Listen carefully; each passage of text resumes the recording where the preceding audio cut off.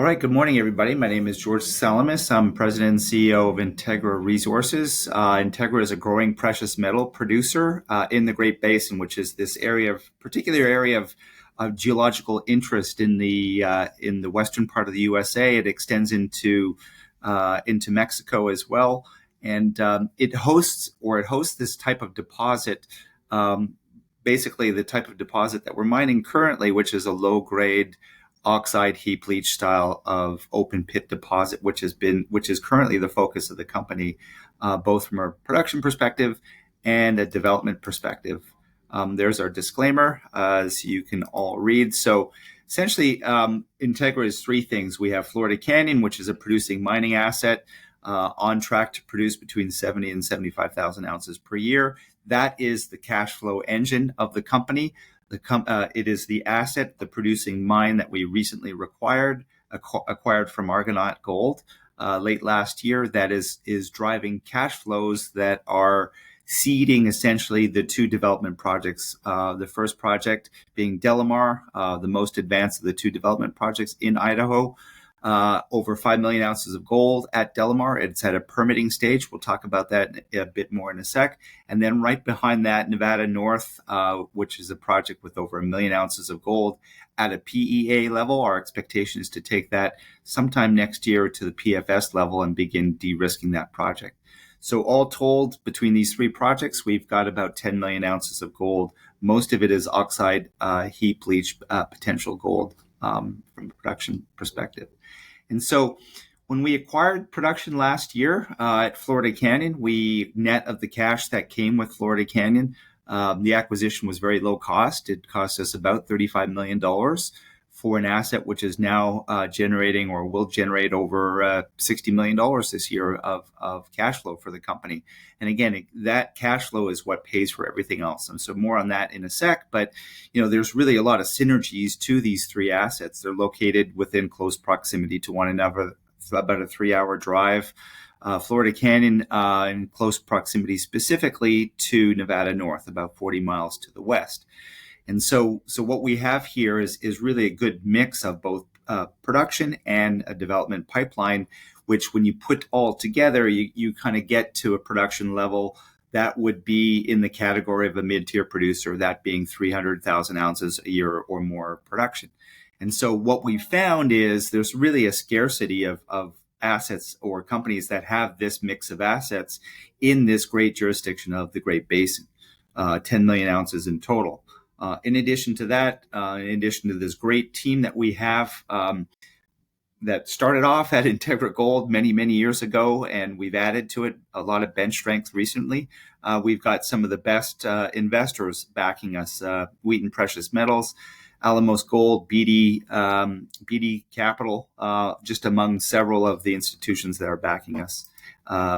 So just kind of moving on to the team, and obviously, when I invest in companies, I certainly look at bench strength when it comes to the team. A couple of new additions that I'd like to highlight in the last 6 months. Cliff Lafleur came to us from Silvercrest, just on the heels of that great acquisition of Silvercrest by Core Mining. $1.7 billion is what they paid. So Cliff literally left Silvercrest and came to come work for us. And so that adds that technical ability at an operating level that we were missing. In addition to some of the other additions that we had, Dale Kerner, from a permitting perspective, a very, very important addition to the team.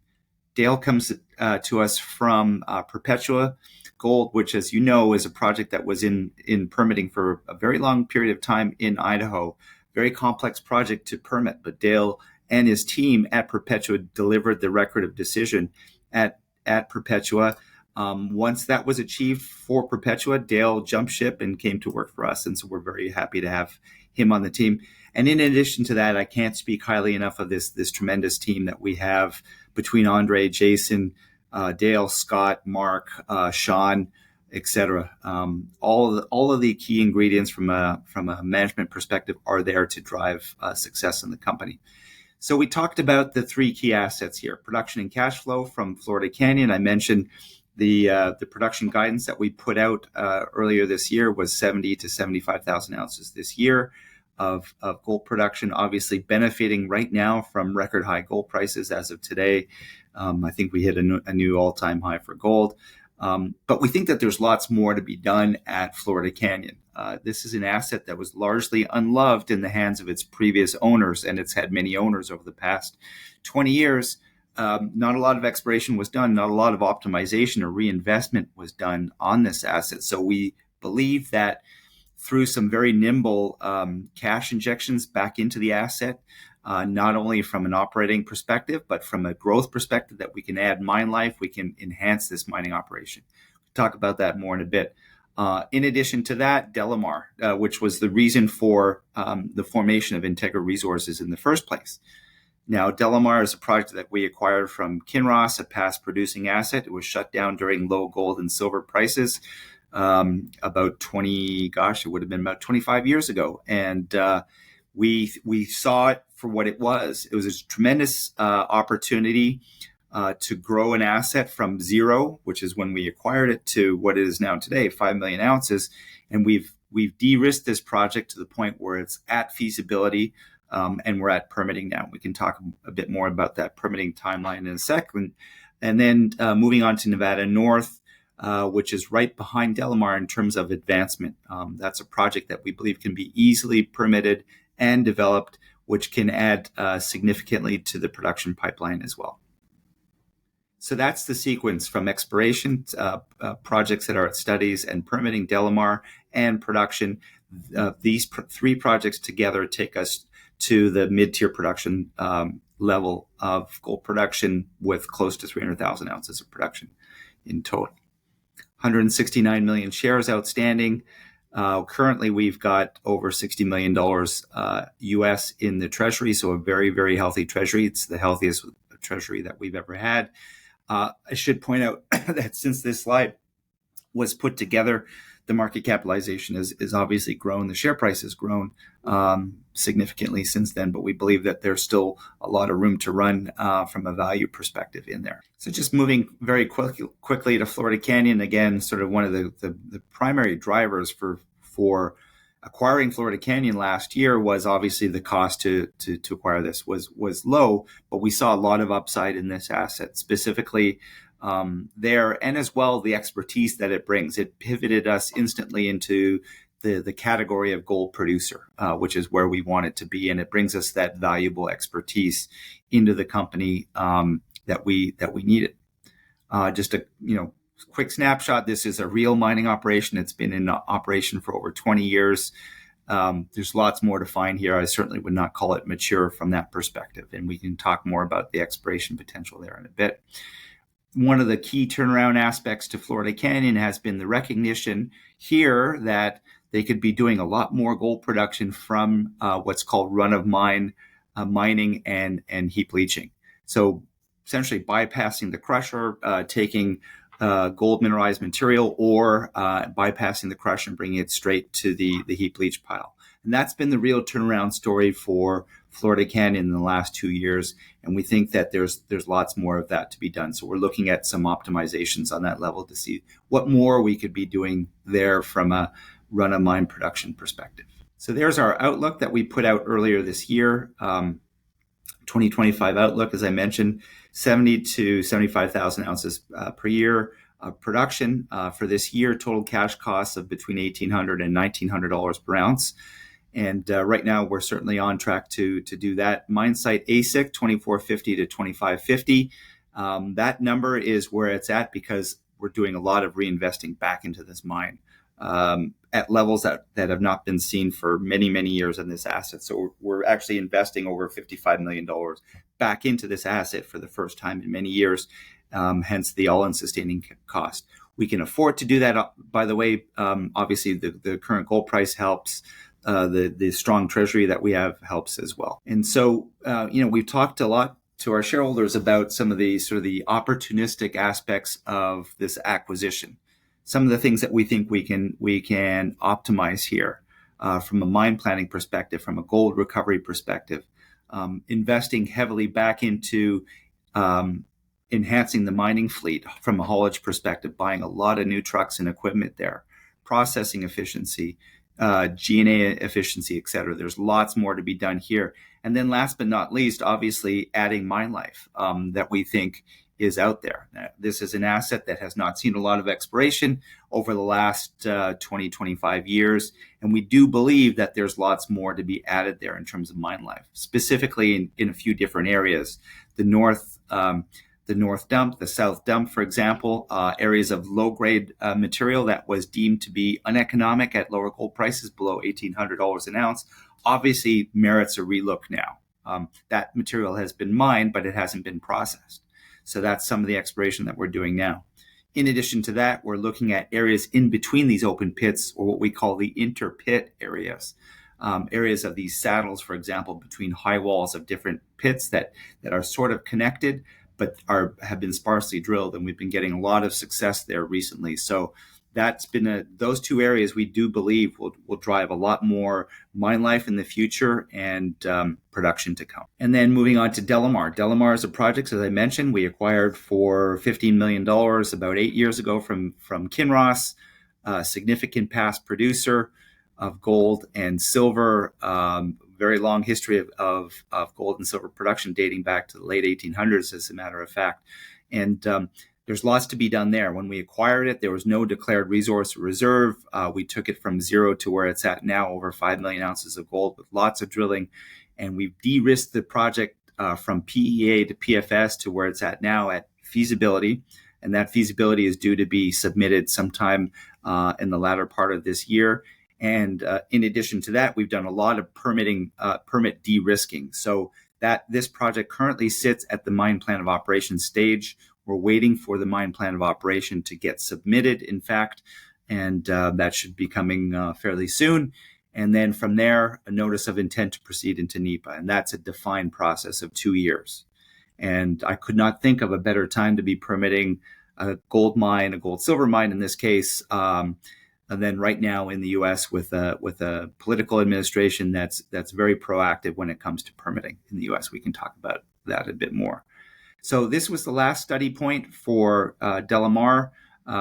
Just over 3.5 years ago, we had an 8-year mine life. We think we can add to that. As you can see, very low all-in sustaining costs and a pretty solid production profile of about 135,000 ounces a year. And so those were the economics at $1,700 per ounce gold back in the day, 3.5 years ago. So this is a study that we're updating currently, and we do expect to have that study out towards the end of this year. And then maybe just to kind of put the framework of permitting in the U.S. right now. And so we've been dealing with political administrations, both at the federal and the state levels for many years now. And what we found is both the political administration federally in Washington, D.C. and at the state level are both in sync. Both of these administrations want to see mine development in the U.S., in Idaho, and they're designing measures to go faster than they ever have done before. The audience out there would have probably seen the executive orders that were signed by President Trump in March of this year that were aimed specifically to fast track mines to get their permits and get producing more metal in the U.S. And so we've noticed a marked change in the sentiment to mining at both the federal and state levels. And again, we believe that there's no better time than now to be going down this path. Moving on to Nevada North, PEA stage level, the economics were very solid. Obviously, this is a project that's going to benefit a lot from having a producing mine just 40 miles away. And this phenomenal staff who've been in the business of gold mining for the past 20 years that we can deploy on an asset like Wildcat from an expertise perspective. So this is a project that we're looking at pushing faster perhaps than we thought we could previously because of the cash flows that we're getting from Florida Canyon.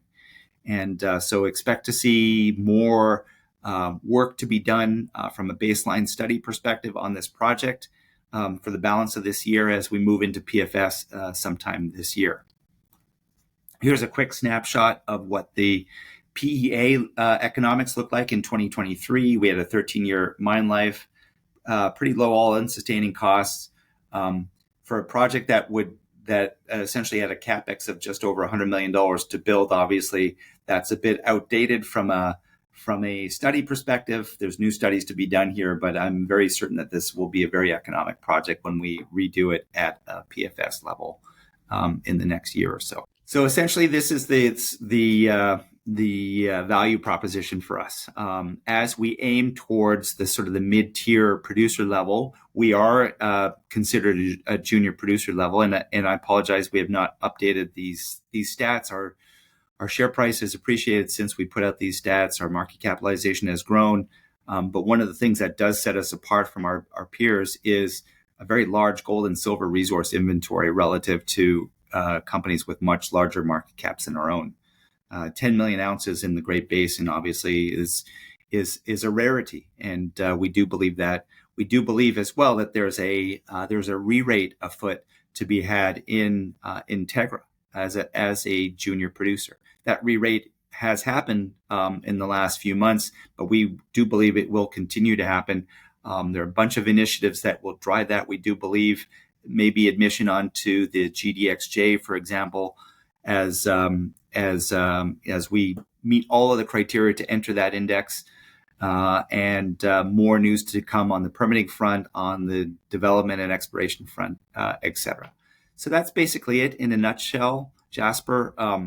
3 assets together within 3.5 hours drive, sum total of which has about 10 million ounces in total in this great jurisdiction in the Western U.S.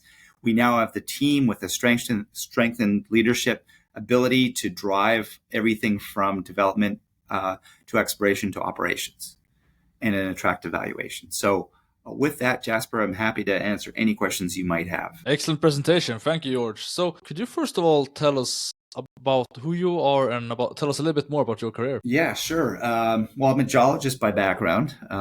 It's a passion of mine. I come from a line of mining people. My grandfather entered the mining business back in the early 1900s, and so I've kind of followed in the footsteps of my ancestors, so to speak. Been in the business for now 35 years, worked for major mining companies, and then sort of proceeded to enter the wild world of junior mining in the early 2000s. And what I really like doing is looking at past producing assets, or assets that perhaps have been unloved or maybe existed but didn't work at low commodity price environments, and seeing what we can do with those. And I've had some successes. Obviously, I've had some failures in my career, like everybody else.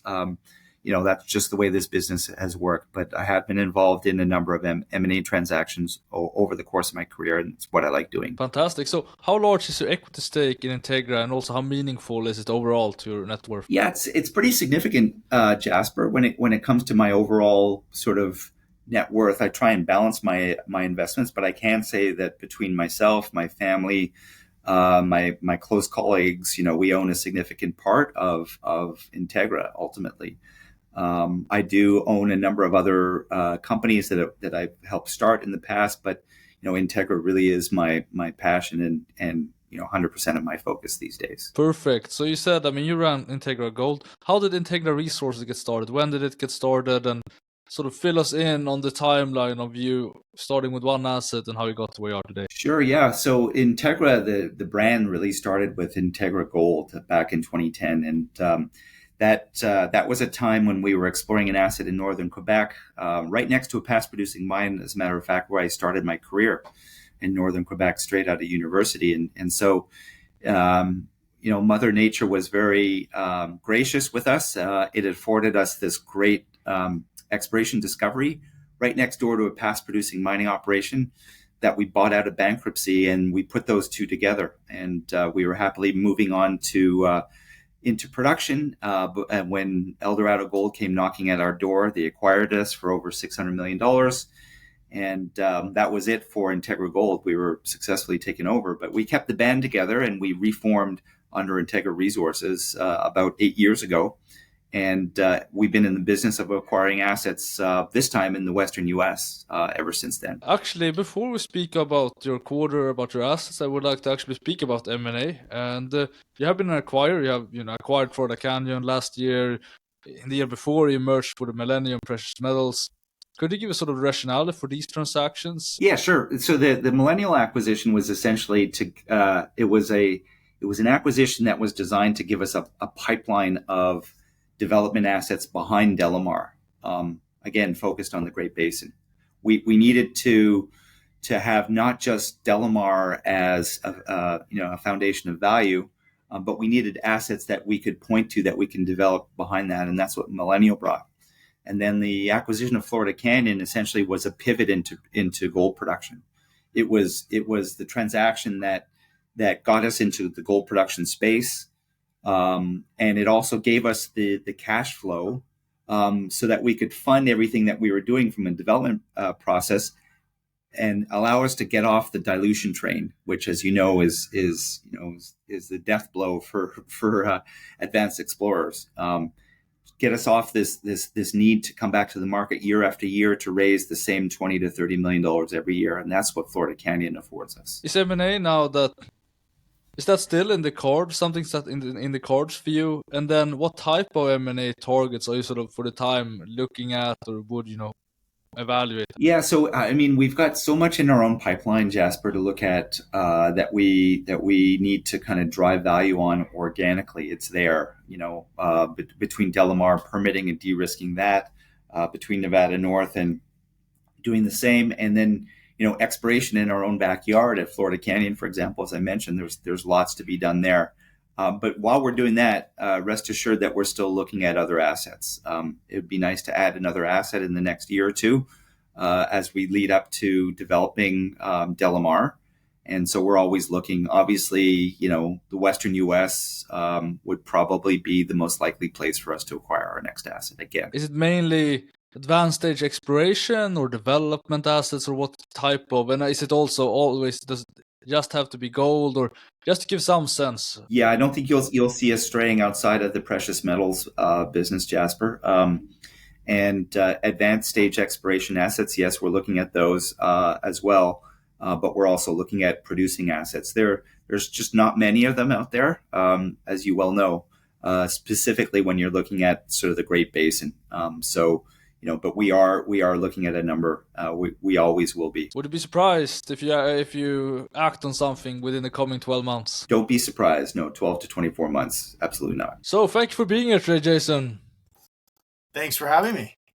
So could you tell us a little bit about yourself and your career? Sure. So my name is Jason Banducci, and I'm the Vice President of Corporate Development and Investor Relations at Integra. My background's mostly on the finance and capital markets side. So I started on the lending side for one of the big Canadian banks, and then did an MBA and moved over to the investment banking side, where I kind of got my first foray into the mining space. And I've stuck around. So something about it that I'm drawn to. But yeah, my background's more on the finance and capital market side, and Integra. I basically oversee all investor relations, so anything to do outward facing with investors, brokers, financial community, and then on the corporate development side, oversee really the growth initiatives and how we look at growing the business both internally and externally through M&A. So could you give us an overview of the financial position with regards to cash, working capital, debt, etc.? Sure. So cash position is very strong. I think it's the most cash Integra has ever had in the history of the company. So we're sitting at about $63 million US of cash and equivalents at the end of last quarter. We've got $15 million US drawn on a convertible debt facility with BD Capital. No other debt outstanding. And then the working capital is, I think, just north of, I think it was high 60s. But you can check the MD&A and financial statements for details on the exact working capital numbers. But all that to say, we're in a very strong financial position and strongest we've I think ever been, which puts us in a good place to continue to advance both the initiatives that we're focused on at Florida Canyon, which is reinvestment, optimization, and really understanding how we can grow that mine and make sure it's performing to the ability that we see. And then on the other side is the advancement of our development stage projects. And when we bought Florida Canyon, almost a year ago, I think the opportunity we saw was cash flow to allow us to advance our projects without further dilution. Obviously, with the move in the gold price, we're in a much stronger position now, where we have a lot more cash and a lot more ability to really to engage in those initiatives to optimize the portfolio, both from a production and development standpoint. Perfect. So what's your annual corporate G&A budget at? I think it's in the corporate G&A is contemplated in the 2025 guidance, but I think it's 8 to 10 million. So could you talk a little bit about your estimated P to NAV, and also, what discount rate, gold price assumption, is this consensus? Sure. Yeah. I mean, look, it's every time we have these conversations with people, we're having to revisit what we think about the gold price. And I think, to that end, we've seen gold move significantly in the last year, in the last couple months. In the last month, we've seen a big move. In the last few days, we've seen a big move. I think if you look at what consensus estimates are long term, I think short term, everyone believes in the 3,000s. I think if you go a bit longer term, everyone believes there'll probably be some cyclical weakness in the next few years. I don't know. Again, if I had a crystal ball, we wouldn't be having this conversation. But I think gold prices are here to stay, and I think there's lots of macroeconomic factors that are contributing to the robustness of the gold price that we're seeing. But I think consensus analyst estimates are, I think, 24, 25, maybe 2,600 now long term, so past 2029. For us, this is all good stuff, right? I think we're moving through higher capital years this year and next year at Florida Canyon, where our break-even price is a bit higher. But even at 28, 2,900, we're still making money. And when you go past 2027, we move into really high margin years in Florida Canyon, which we like because it coincides with when we're going to really start to think about building DeLamar. And so from a gold price perspective, we're in a great place to be doing what we're doing. And I think, we can kind of parlay that discussion into the PNAV. So price to NAV, I think the latest I've seen based on a price a couple of days ago, I think we traded about 0.3 times, which we're happy because the re-rating that we've been talking about, speaking to the market about for the last few months, or really since we closed the deal with Florida Canyon, is happening, right? We're showing the market that consistently quarter over quarter, Florida Canyon's delivering. We're producing, we're generating cash flow, we're reinvesting into the mine, we're advancing our development stage projects. And so, we came into this situation eyes wide open. We understand that it takes time to earn the market's trust and to earn that producer multiple. And we're getting there. Just a few months ago, we were at 0.15 or 0.2. And so we're slowly, again, quarter over quarter, earning that multiple that trades. We think we should trade somewhere in line between high quality developers, because 2/3 of our NAV is still development stage, and junior producers. And so if you look at where they're trading at in the market right now, your junior producers are about 0.7 times price to NAV, and your high quality developers are 0.4, 0.5. So we think we should be 0.5 to 0.6. And so that's where we're getting to. And we've made significant strides over the last few months. Obviously, gold price helps, but I do think people are starting to believe what we're saying.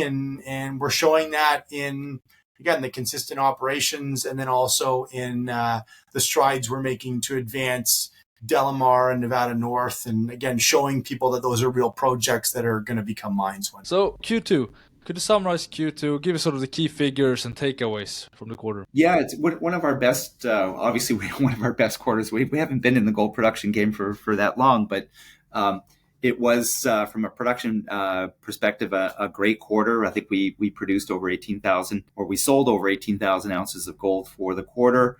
Our site cash costs came down. Obviously, our AISC went up, and that's due to the reinvestment, the heavy reinvestment back into the project. So that's essentially what the project showed on a quarterly basis. But it also showed that consistently quarter over quarter the treasury is building. Consistently quarter over quarter we're producing gold at near record levels, and we do believe that is a trend that we can maintain for a very long time. So how are you tracking your production then and cost guidance at Florida Canyon? Yeah, we're on track so far on all of those metrics for the year. So yeah, I think you produced 37,000 ounces. So yeah, if you essentially keep that pace, okay, that's good. So let's talk about what improvements and optimizations are you carrying out at Florida Canyon? Yeah, so the first thing that we looked at was the haulage fleet, the mining equipment there. Again, not a lot of capital reinvestment back into the mine site over a very long period of time. So we inherited a number of trucks that either needed overhauls or needed replacing completely. So that's something that we're doing right now, reinvesting back into the haulage equipment. We're also looking at re-optimizing the mine in terms of how the great staff out at Florida Canyon are sequencing the execution of mining out there. So we're looking at that. We're looking at metallurgical enhancements. We're putting money into that. We're looking at doing a lot of geotech drilling to look at if we can steepen, perhaps by a few degrees, the pit slopes there. And by doing that, maybe mine less waste. And again, we're reinvesting back into exploration, doing a lot of that with the expectation that we can add mine life. Ultimately to what is currently sort of 5.5 years sitting in front of us. We do believe that's a high possibility or probability. With the optimizations, investment that you're doing in Florida Canyon, what is sort of the long-term all-in sustaining cost that you see? If you could get some sense of a ballpark range. Yeah, so we haven't put out long-term guidance yet, Jasper. I mean, our guidance for this year was $2,450 to $2,550 all-in sustaining. We haven't put out guidance for anything beyond that, so look for that early next year. But I can tell you that with all of this optimization work that we're doing right now, that will fit into a new 43-101 study in the first half of next year. Our expectations are obviously that these costs will come down over a long period of time. The other thing that we do know quite well, and obviously others have proven this to be the case as well at other assets and other mines, with a mine that's relatively speaking has a fixed cost operating base to it, the best way to lower costs is to produce more gold. And so we're looking at strategies on how we do that. Is it doing more run-of-mine production? Is it in fact increasing crushing capacity on site? Is it expanding the heap leach pads to accommodate more material? We're looking at all of these things right now. So the phase 3B heap pad extension, is that just to keep sort of the same type of runway, roughly 3 million tons per quarter, or will that expand? So the phase 3B expansion is designed to keep sort of the current run rate of 70 to 75,000 ounces a year production. And there are other phases obviously beyond that, which you'll see in next year's 43-101 study. If we're going to go really big on a potential production scenario, obviously there's more permitting work to do to expand heap leach capacity beyond what we have in mind within the current mine plan. Do you think it's more likely that you will incrementally increase production 10, 20, I don't know, we don't need the exact figures, but some of that, or have a more sort of a large, phased expansion? Yeah, I think Jasper, it's more likely it'll be incremental to start with. But again, we do believe that there's something to be done to look at larger production scenarios, not just in 2,000 to 5,000 ounce a year increments from an increased perspective, but much more than that. But again, these are some of the things that the upcoming study will look at. And that will come out first half next year. That's correct. And could you give some more color? I mean, you have essentially three ways to expand the mineral resource at Florida Canyon, which right now the 2P reserves gives you 6 years of mine life.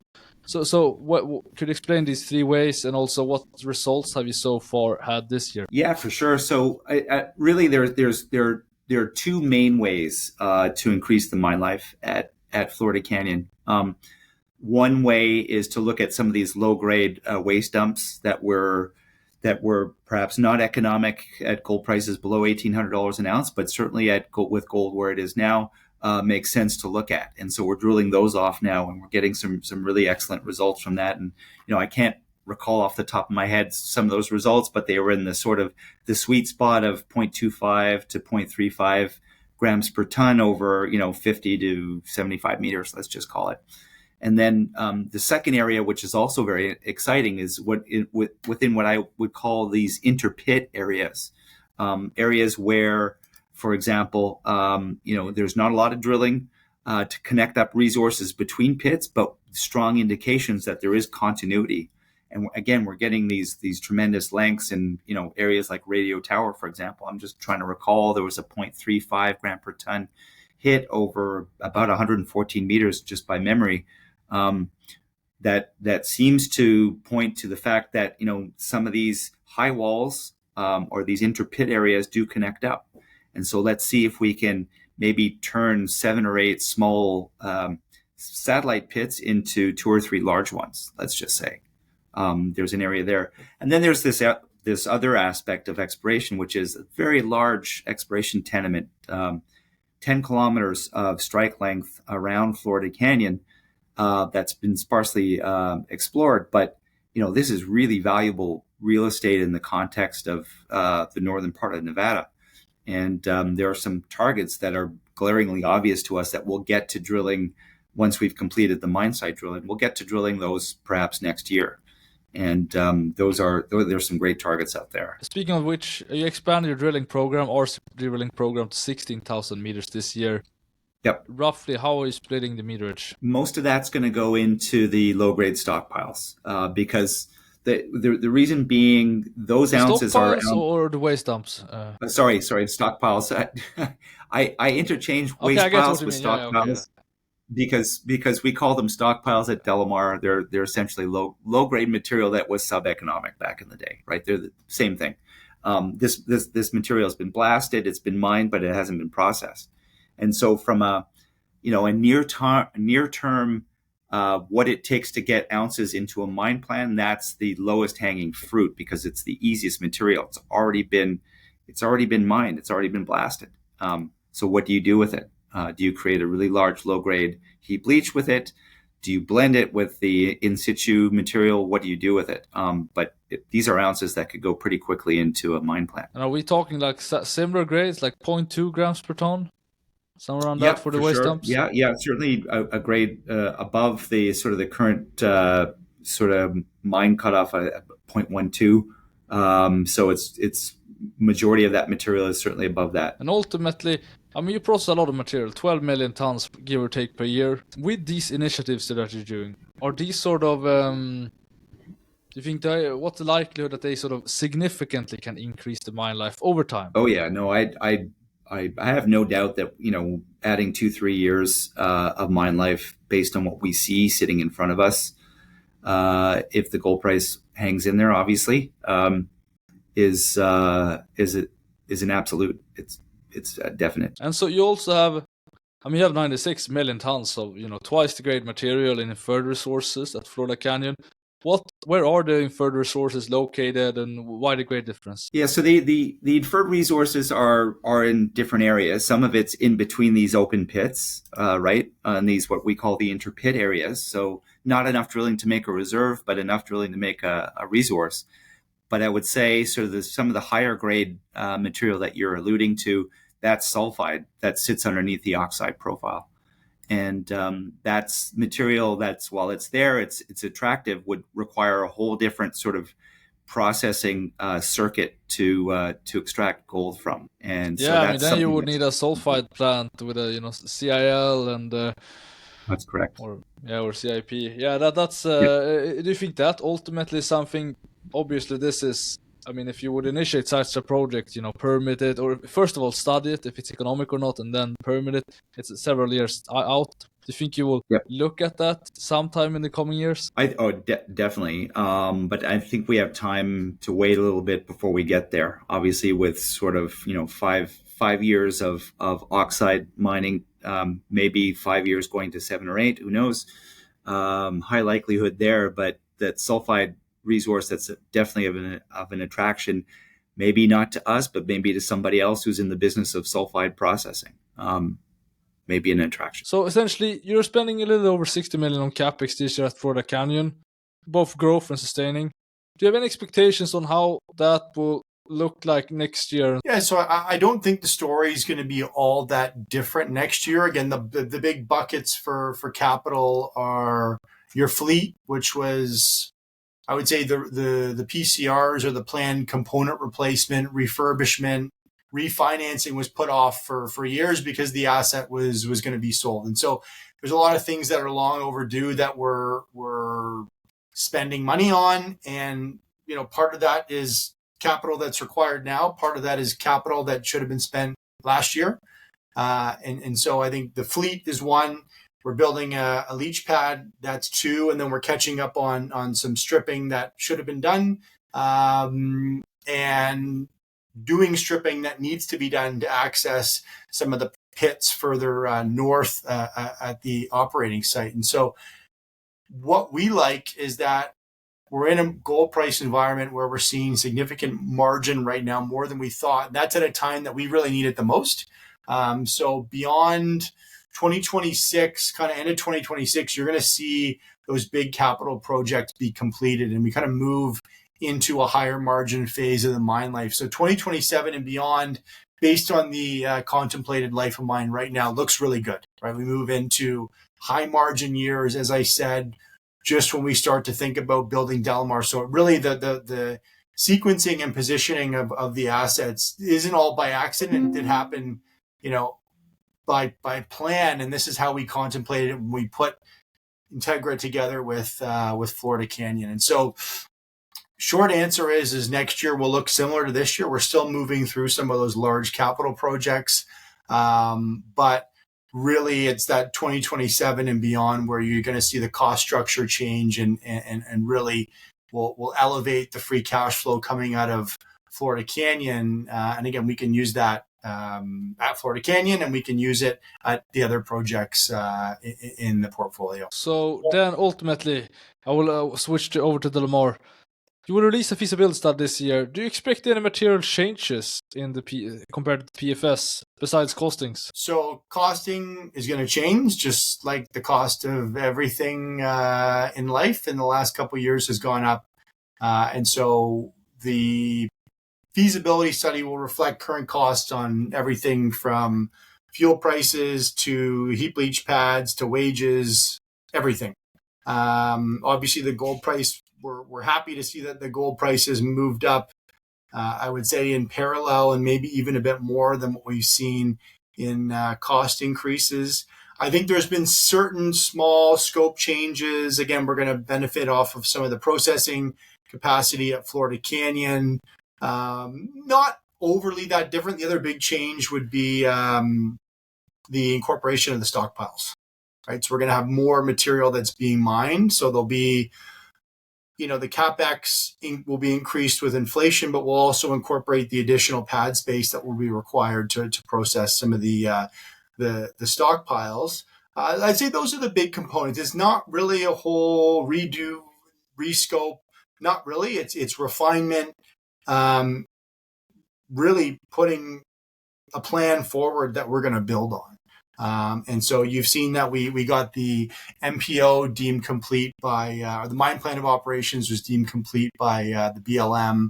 We just announced that this morning. And so that's a major focus of the team from the permitting side, but also from a technical side, because we want to make sure that whatever we put forward in the feasibility study is also supported by a mine plan. So now that we have the mine plan that's been approved by the BLM, then it gives us the confidence to finish off the work on the feasibility study and get that out in the fourth quarter of this year. But there won't be any surprises, right? It's a big project. We're talking about the heap leach only component of it. There's also a big sulfide component that we're not going to contemplate developing, at least right away. But that's really it. Heap leach only, everything current to costs will include the stockpiles, and this will be kind of the last study you see before we move to more finalizing the permitting and ultimately build. Perfect. Final question. How long is this construction period? It's probably going to be somewhere around a year, and it's going to depend on many things. Like, if you've ever been up to DeLamar, it can get a lot of snow. So I think, if we end up getting all the permits in hand in the middle of winter, but there's 10 feet of snow anywhere, we may not. I'm just saying it. This is a long way out. We're going to build it as quick as we can, and we're going to permit it as quick as we can. But there's lots of moving parts, as you know, when it comes to both permitting mines and building mines. But it would be around a 1 year kind of start to finish and commissioning is what we contemplate right now. So let's move to DeLamar.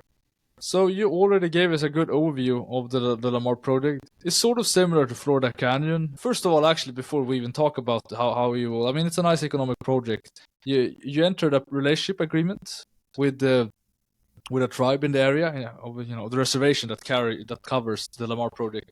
What does that agreement mean, and does it have any impact on economics, permitting, or social relations in general at DeLamar? Yeah, so that agreement that we made public a few weeks ago was really groundbreaking for us, and I think it is groundbreaking generally speaking in the context of mining in the U.S. First of its kind in the U.S. Of this type of agreement where we spent 5 years of relationship building with the Shoshone-Paiute tribe. And this is a tribe that is very familiar with mining in the U.S. Their leadership team is very familiar with mining in the U.S., so they know the benefits there. However, the basic construct of the agreement is having the tribe at the same side of the table with us when it comes to permitting, when it comes to development and operation, having them, shoulder to shoulder with us. Making them part of the development plan, giving them certain benefits, employment benefits, economic benefits to the tribe directly. This is a one of its kind in the U.S., and we hope it's a model that others will follow. Excellent. So could you in detail explain where in the permitting process for DeLamar are you in?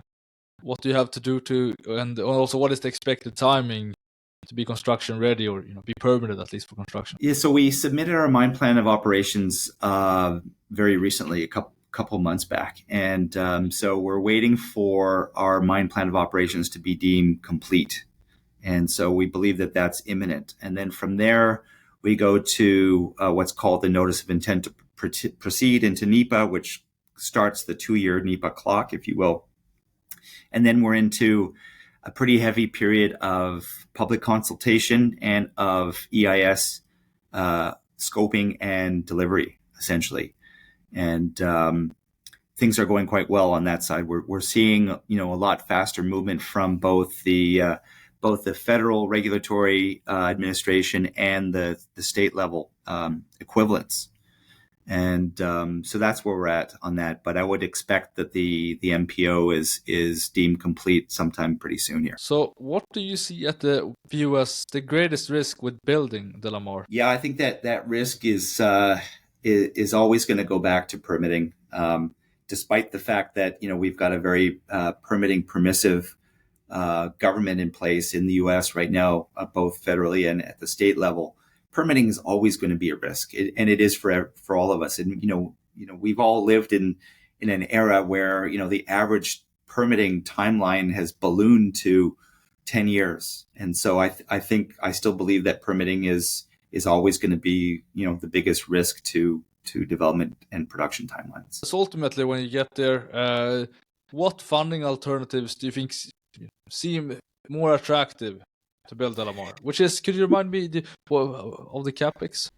Was it $282 million USD in the pre-feasibility? So it will be likely be somewhere above 300. Yes, I think that's safe to assume. Certainly that study was costed almost 4 years ago now. So we've had inflation since then. But so right now we've got a very healthy treasury, the healthiest treasury that we've had in ever. Essentially, so we've got cash flow from Florida Canyon, which will some of which will go towards funding the equity portion of DeLamar from a construction perspective.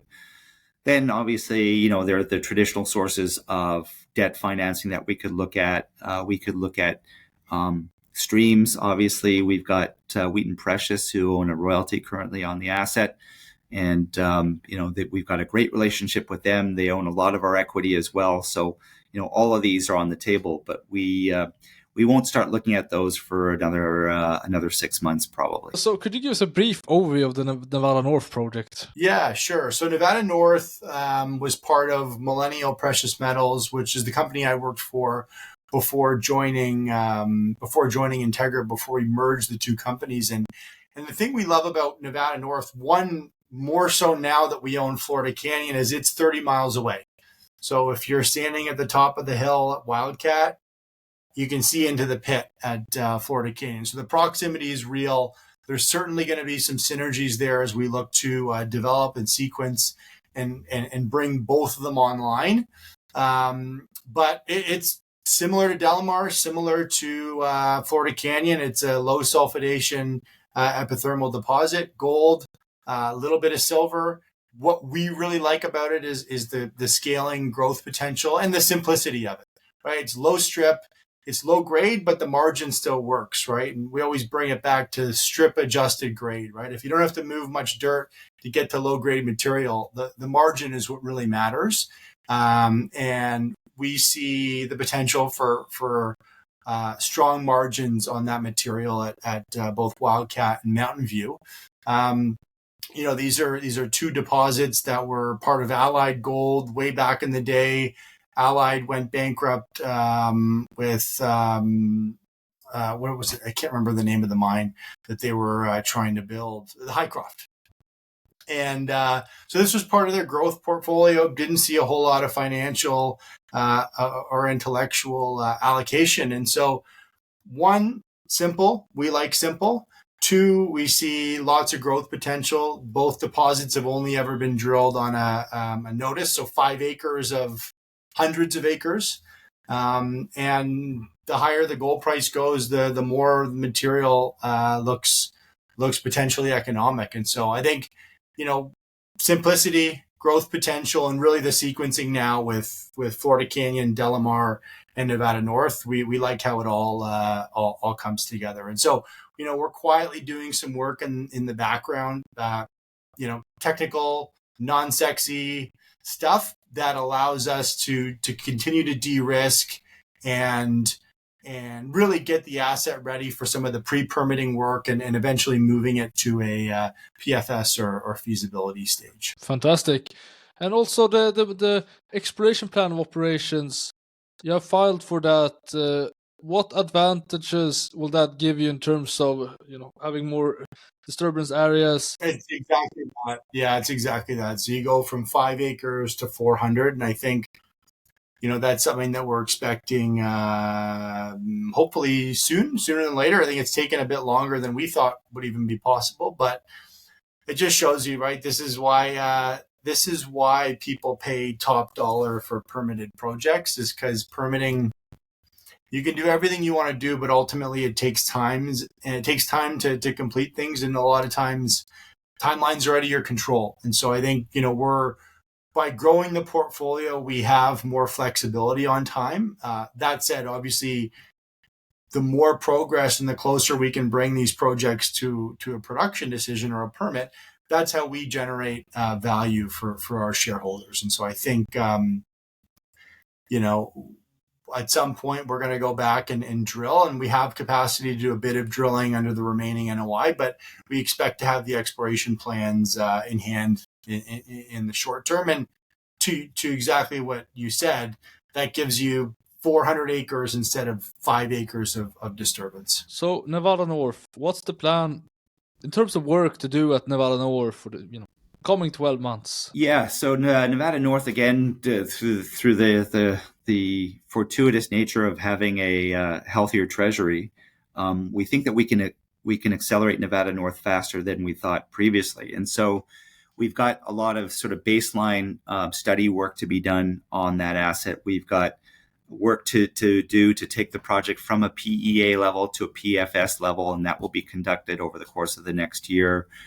So it's a combination of geotech work, hydrogeological drilling, metallurgical drilling, et cetera, to take this project to a PFS level. And we have a treasury that's more than ample to support that currently without having to go back to the market to do that. But the long-term plan for Nevada North, is that to build that directly after DeLamar? Absolutely. Yeah. It's and having obviously Florida Canyon and their tremendous mine staff just 40 miles away to the east is going to enhance that ability to get it there. Just from a development perspective, Nevada North is from our view anyway, from our technical team's view, it's a project that's not going to be hugely complex to build. It's a pretty simple mining exercise. You're mining a mountain with a very low strip ratio, and we do believe sort of de-risking that project should be fairly straightforward over the coming years. Perfect. So you're generating free cash flow now from Florida Canyon, and you have a strong financial position. What are your key capital allocation priorities? Yeah, obviously optimizing Florida Canyon, not only ensuring that our cash flow is stable from Florida Canyon, but really optimizing it. That's point number one. Point number two is de-risking DeLamar with permitting. And so, there's money to be spent there. There's money. We're kind of finishing up the feasibility study now, but there's a bit more money to be spent there. And then there's everything else from de-risking Nevada North to exploration again, which is part of the capital allocation plan. So you have a deep portfolio of exploration assets. I think I counted to 8. I might be wrong, but besides obviously Nevada North, Florida Canyon, and DeLamar, what's the plan for these projects? We're reviewing those now, Jasper. Just sort of prioritizing what we should be focusing on from an exploration perspective. What drives the most value in the near term versus what's a better longer term strategy for exploration on some of these projects right now. So we'll be talking about that in the next 6 months with our shareholders from a priority basis. And where do you envision Integra Resources in 3 years from now? Very clearly on track to becoming a mid-tier producer, kind of that pathway to 300,000 ounces a year production in the absence of yet another M&A transaction. We think that's doable, certainly organically with the assets that we have internally. That's the aiming mark for the company. That's what everybody's working on right now.